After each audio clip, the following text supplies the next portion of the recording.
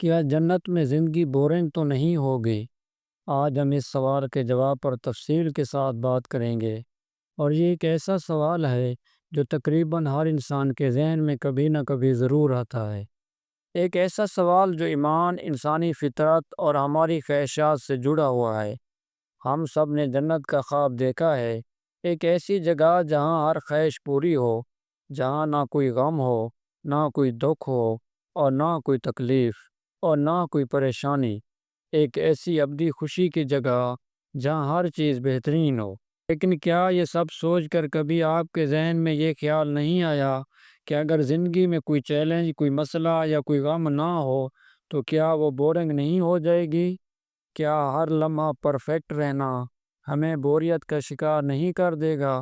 یہ ایک بہت گہرا سوال ہے، اور آج ہم اس کی تہہ تک پہنچنے کی کوشش کریں گے۔ قرآنی آیات، احادیث اور انسانی نفسیات کے تناظر میں اس کو جاننے کی کوشش کرتے ہیں۔ پہلے ہم بات کرتے ہیں ہماری اپنی فطرت کی۔ ہم انسان ایسے بنے ہیں کہ ہمیں چیلنجز اور رکاوٹیں ترقی کرنے اور زندہ رہنے کے لیے ضروری لگتی ہیں۔ سوچیں، اگر کوئی پہاڑ نہ ہو تو پہاڑ چڑھنے کا کیا مزہ؟ اگر کوئی مسئلہ نہ ہو تو حل کرنے کا کیا لطف؟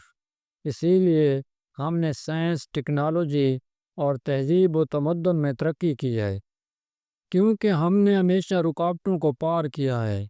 ہمارے جذبات بھی اسی طرح کام کرتے ہیں۔ خوشی اور سکون کی قدر اس وقت ہوتی ہے جب ہم نے کبھی غم، دکھ یا محرومی کا سامنا کیا ہو۔ کیا خوشی کا احساس اس وقت تک ہے جب تک اسے غم کے ساتھ نہ محسوس کیا جائے؟ مثال کے طور پر ہم صحت کی قدر تب کرتے ہیں جب ہم بیمار ہوتے ہیں۔ آرام کا مزہ تب آتا ہے جب ہم تھکاوٹ محسوس کرتے ہیں۔ ہمارے اندر ایک نئے پن کی خواہش بھی ہے۔ ہم ہمیشہ نئی چیزیں دیکھنا، سننا اور تجربہ کرنا چاہتے ہیں۔ اسی لیے ہم نئی جگہوں پر جاتے ہیں، نئی فلمیں دیکھتے ہیں اور نئی کتابیں پڑھتے ہیں۔ اگر جنت میں سب کچھ ایک جیسا اور بے عیب ہو تو کیا ہماری یہ فطری خواہش پوری ہو پائے گی؟ کیا یہ یکسانیت ہمیں بور نہیں کر دے گی؟ یہی وہ اہم سوال ہے جو انسانی نفسیات کے ماہرین اور فلاسفہ اٹھاتے رہے ہیں۔ اب آئیے اس سوال کا جواب تلاش کرتے ہیں جو ہمارے دین میں پوشیدہ ہے۔ اسلامی تعلیمات کے مطابق جنت میں بوریت کا سوال ہی پیدا نہیں ہوتا۔ اس کی کئی وجوہات ہیں، جن میں سب سے اہم یہ ہے کہ جنت کے اصول و ضوابط اس دنیا سے بالکل مختلف ہیں۔ قرآن پاک اور احادیث میں جنت کا ذکر ہماری سمجھ کو بڑھانے کے لیے دیا گیا ہے۔ اللہ تعالیٰ نے اپنے پیارے حبیب نبی کریم صلی اللہ علیہ وآلہ وسلم سے فرمایا، جنت میں وہ چیزیں ہیں جو نہ کسی آنکھ نے دیکھیں، نہ کسی کان نے سنی، اور نہ کسی انسانی دل میں ان کا خیال گزرا۔ یہ حدیث ہمیں یہ سمجھاتی ہے کہ ہم اپنی محدود سوچ اور دنیاوی تجربات سے جنت کا اندازہ نہیں لگا سکتے۔ وہاں کا ہر تجربہ ایسا ہوگا جو ہماری سوچ سے بالا تر ہوگا۔ آپ یوں سمجھیں کہ جیسے ایک اندھا شخص رنگوں کی خوبصورتی کا اندازہ نہیں لگا سکتا، بالکل اسی طرح ہم جنت کی نعمتوں کا پوری طرح تصور نہیں کر سکتے۔ قرآن پاک میں کئی جگہوں پر اس بات کا وعدہ کیا گیا ہے کہ اہل جنت کی ہر خواہش پوری ہو گئی۔ ان کے لیے اس میں ہر وہ چیز ہوگی جو وہ چاہیں گے، اور انہیں وہاں ہر وہ چیز ملے گی جو وہ چاہیں گے، اور اس سے بھی زیادہ۔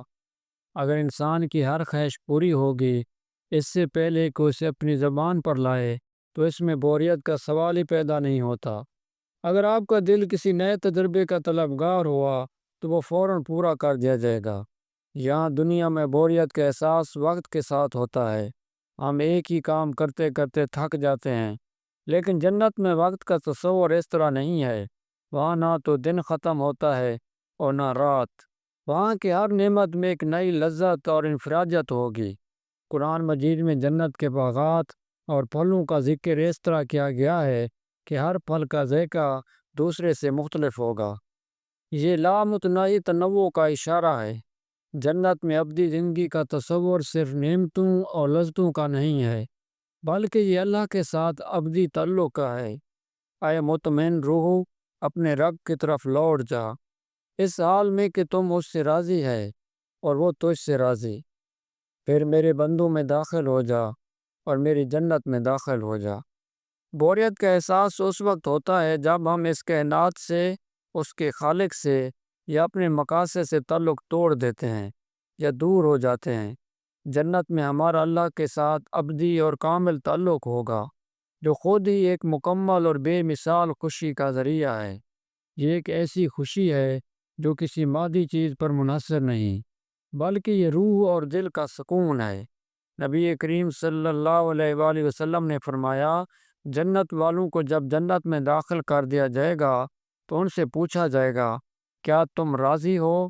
وہ کہیں گے، ہم کیوں نہ راضی ہوں، ہمیں تو وہ نعمتیں دی گئیں جو اس سے پہلے کسی کو نہیں دی گئیں۔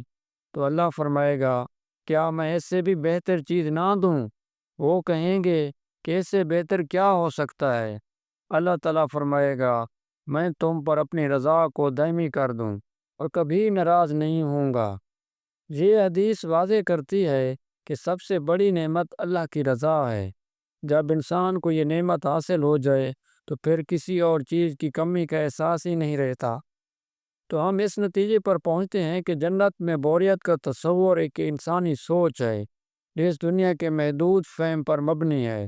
جنت اس سے کہیں زیادہ عظیم اور بے مثال ہے۔ وہاں کی خوشی اور سکون نہ صرف مادی ہے بلکہ روحانی بھی ہے۔ آخر میں سوال یہ نہیں کہ کیا جنت میں زندگی بورنگ ہوگی، بلکہ سوال یہ ہے کہ کیا ہم اس ابدی اور مکمل خوشی کو سمجھنے کے لیے تیار ہیں؟ کیا ہم اس سفر کے لیے خود کو تیار کر رہے ہیں جو ہمیں اس ابدی اور پرسکون زندگی کی طرف لے جائے گا؟ کامنٹ میں ضرور بتائیں۔